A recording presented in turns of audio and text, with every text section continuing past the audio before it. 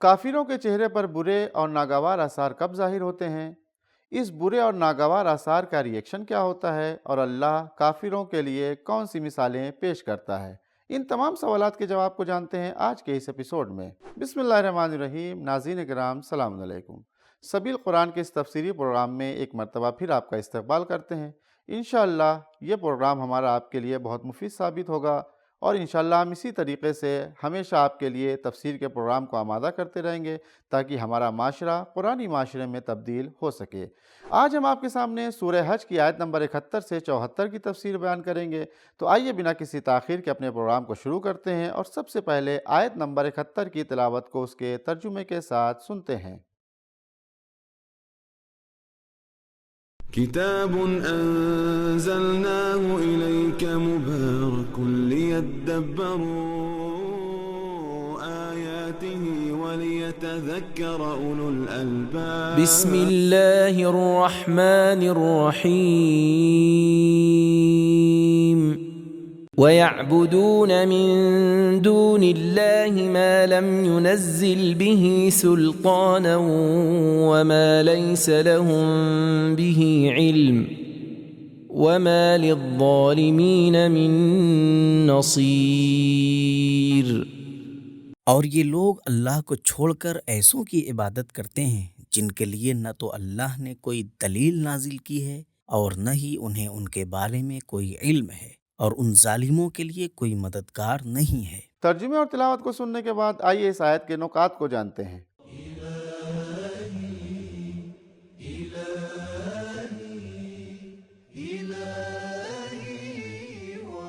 मुशरिकों का नजरिया ये था कि कायनात कई खुदाओं की तदबीर से चल रही है, लेकिन ये आयत फरमा रही है कि अल्लाह ने इस अकीदे के लिए तुम्हारे लिए कोई दलील और सबूत करार नहीं दिया है। याअबुदून मिन दूनिल्लाहि मा लम युनज़्ज़िल बिही सुल्ताना। शायद इस आयत में सुल्तान नाजिल होने से मुराद इल्मी बरतरी है, यानी मुशरिकीन ऐसे बुतों और माबूदों के पास जाते हैं कि जिनकी हिमायत में खुदावंद आलम ने कोई दलील और बुरहान नहीं भेजी है। नुकात को जानने के बाद आइए देखते हैं कि इस आयत के पैगामात क्या हैं।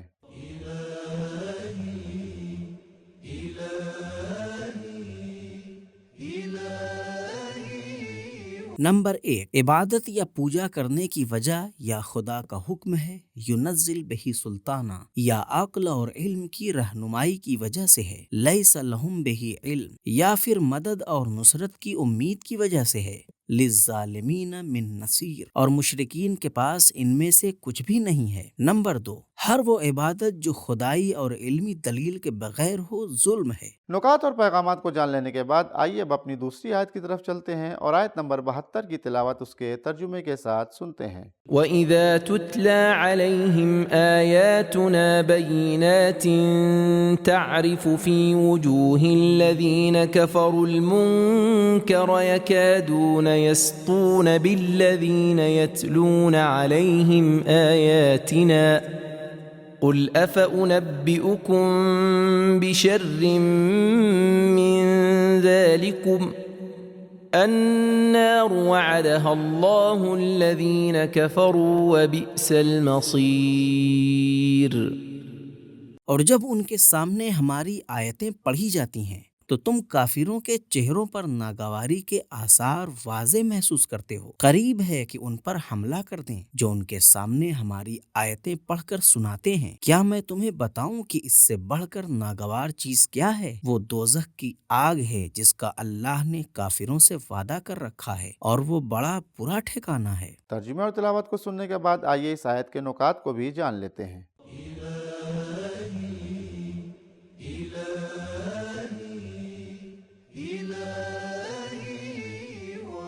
कलमा यस्तून सतवा से है और हमला करने के माना में है। कुफ्र और ईमान की जंग में काफिरों का शदीद हमला मानवी और सकाफती मरकज और शख्सियतों पर फोकस्ड है। वो कभी इबादत के मरकज को हदफ बनाते हैं, जैसा कि इसी सूरे की 40वीं आयत में बयान हुआ है, लहुद्दिमत सवामिउन व बेउन, और कभी मुबल्लिगीन दीन को फैलाने वाले और उनकी बातों को सुनने वालों को हमले का हदफ बनाते हैं। यस्तून बिल्लज़ीन यतलून। नुकात को जानने के बाद आइए देखते हैं इस आयत के पैगामात क्या हैं।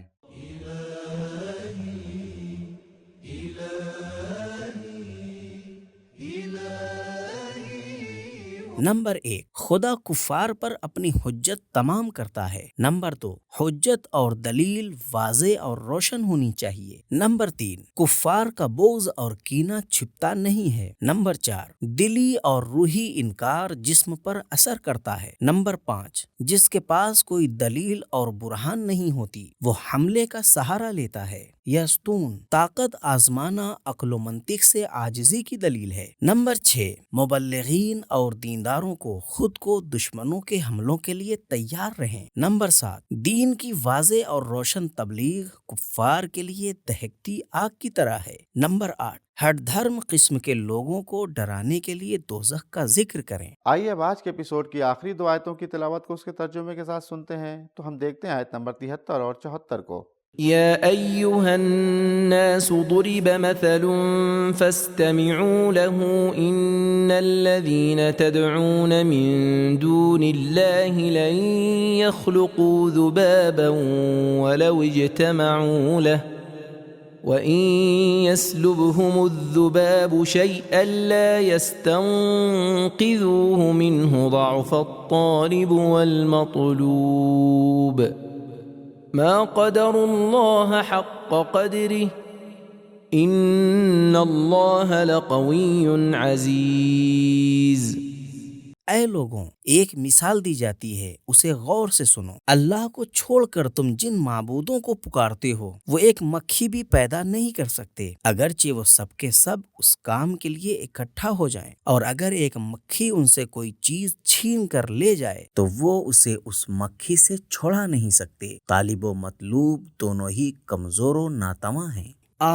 ان لوگوں نے اللہ کی اس طرح قدر نہیں کی جس طرح اللہ کی قدر کرنی چاہیے۔ بے شک اللہ بڑا طاقت والا ہے اور سب پر غالب ہے۔ تلاوت اور ترجمے کو سننے کے بعد آئیے ان آیات کے پیغامات کو دیکھتے ہیں کہ آج ہمارے سامنے ان آیات کے پیغامات کیا ہیں۔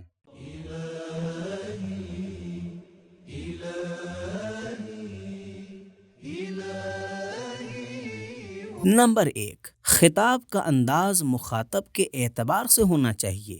یا ایھا الناس تدعون من دون اللہ، مشرکین ایسی پوزیشن میں نہیں ہیں کہ انہیں یا ایھا الناس سے بہتر کچھ کہا جائے۔ نمبر 2، تبلیغ اور ہدایت میں سب سے پہلے لوگوں کو سننے کے لیے تیار کریں، اس کے بعد اپنی بات کہیں۔ قرآن کی مثالوں میں ہمیں توجہ کرنی چاہیے۔ فاستمعوا لہ۔ نمبر 4، اگر انسان اپنی ساری طاقت خرچ کر لیں پھر بھی کسی زندہ مخلوق کو پیدا نہیں کر سکتے۔ لن یخلقوا ذبابا ولو استمعوا لہ۔ نمبر 5، چھوٹی سے چھوٹی مخلوق کو بھی ہمیں چھوٹا نہیں سمجھنا چاہیے۔ نمبر 6، جو ایک مکھی کے آگے مجبور اور بے بس ہے وہ عبادت کے قابل نہیں ہے۔ نمبر 7، مشرکین خدا کو مانتے تھے لیکن اس کے علاوہ دوسروں کی بھی پوجا کرتے تھے۔ اللہ کی تعظیم کا حق یہ ہے کہ اسے ایک مان کر صرف اسی کی عبادت کی جائے۔ نمبر 8، شرک کا مقصد شریک سے مدد مانگنا ہے، لیکن غیر خدا کو چھوڑ دینا چاہیے اور صرف خدا کی طرف جانا چاہیے،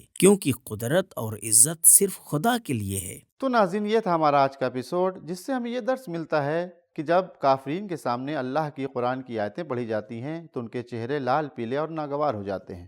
پھر اس کے بعد وہ مبلغین اور دینی تبلیغ کرنے والوں پر شدید حملے کرتے ہیں اور انہیں فنا کرنے کی کوشش کرتے ہیں۔